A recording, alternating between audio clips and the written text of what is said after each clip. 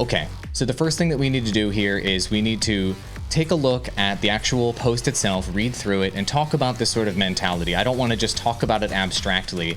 This is a real streamer with their real struggles, and I'm not here to laugh at them, to laugh at their misfortune, to laugh at the fact that they have very little viewers. That's not the point of this. The point of this is to detail the flaw in the strategy and this mindset so that you guys, streamers that are trying to grow, trying to get above 0 viewers to 10, 20, 30, 40, 50, 100, there's a strategy that you can use today to accomplish this as fast as possible. Here's the post.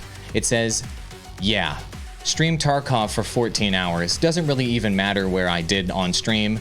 Not a single person watched, lol.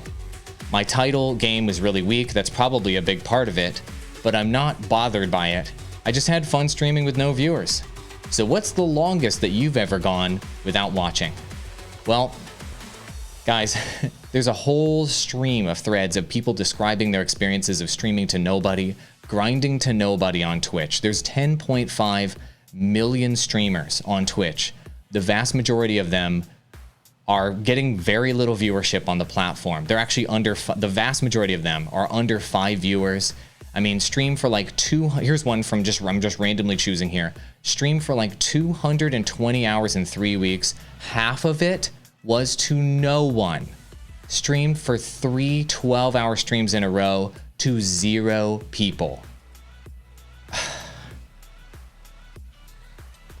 220 hours in 3 weeks. Half of it was to no one. Streamed 3 12-hour streams in a row to 0 people. I could go on and on and on, but I don't want to call these people out. That's not the point of this stream. The point of this stream is to talk about how you get out of the 0 viewer deficit. How do you get out of the 1 viewer standpoint? How do you get from 2, 3, 4, 5 viewers and then grow from there? And there's 2 ways to do it. So method number 1 is you need to be on platforms that have discoverability. Twitch is my favorite live streaming platform at the moment because it does not have an algorithm. So what do I mean by that? When people follow you on Twitch, they actually get your notification. You don't have to punch through an algorithm with a sick clickbait thumbnail. You don't have to punch through the algorithm with an insane title, and you don't have to do crazy metadata before you go live and what have you.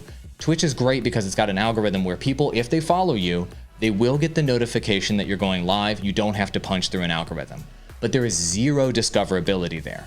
So how do you make Twitch work? You make Twitch work by also streaming, by multi-streaming, by restreaming on multiple other platforms at the same time. If you don't believe me, I've gone from 0 on my live streams. I've now got 47 concurrent viewers right now firing up randomly in the afternoon here because I'm currently multi-streaming on Twitch, Twitter, YouTube, Facebook right now, all at the same time. If I was streaming on just one of those platforms at the moment, I'd have maybe 5 to 10 viewers. If I was streaming here, I'll just show you my dashboard right now. Here it is. Take a look. Don't just take my word for it. Here it is literally right now. I'm restreaming to multiple. Now, if I was only streaming to Twitch right now, I would only have 3 viewers. Let me show you. If I was streaming to Twitch right now, I would only have 3 viewers. If I was only streaming to Periscope right now, I would only have 37 viewers. If I was only streaming to YouTube right now, I would only have 15 viewers. But because I'm streaming to all of them at the same time, I currently have 50 concurrent viewers, all of you guys right here. Do you see the power of restreaming and multi-streaming? And this doesn't even take my Facebook viewers into account. They're not listed here because it's a custom RTMP. So the whole point of this strategy, Twitch has no discoverability on its platform at all, other than like raids and maybe if you simmer up to the top of the list. But Facebook has an algorithm that can push your content. YouTube has an algorithm that can push your content. And Twitter even has some limited sharing mechanics where you can retweet a stream and share a stream and get discovered. So if you're streaming on all of them at the exact same time, what you can do is you can tell everyone, and if you enjoy the stream, I'm going to be playing exclusively with people that are on Twitch today. Come join me on Twitch, come join the conversation on Twitch, and then you link to your Twitch in the description of your stream. That's what I'm doing today. You can go follow me on Twitch. I would like it if you did, because I want people to be on Twitch, and you guys need to want people to be on Twitch too.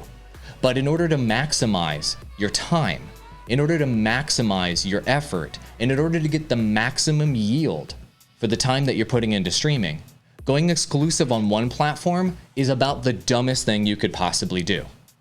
Nearly every single major brand, actually literally every single major brand in the entire world that's big, Coca-Cola, Nike, Under Armour, you name it, every pop celebrity, you name it, has a multi-platform strategy to market their products. That's how you reach scale. That's how you reach the most people possible. That's how you have the biggest impact. So this whole mindset that I'm just going to focus on one thing, and somehow if I put more time, somehow if I stream more, somehow if I go from 10 hours to 20 hours to 30 hours to 50 hours to, in this case, literally look at it right in front of your eyes. Look at it in front of your eyes. This guy said, I'm going to stream for 220 hours and somehow I'm going to make it. At a certain point, you have to say to yourself, this isn't working. At a certain point, you have to say to yourself, I need to change up the strategy. And so multi-streaming is one of the ways to do that. Obviously, this podcast is sponsored by Restream. A lot of people think I'm biased for that reason. I've been using Restream for 5 years, 4 years prior to them sponsoring me. Restreaming works, and on the Digital Dot podcast, we talk about it all the time. We show our numbers of how we're growing on YouTube and Twitch and Facebook and Periscope at the same time.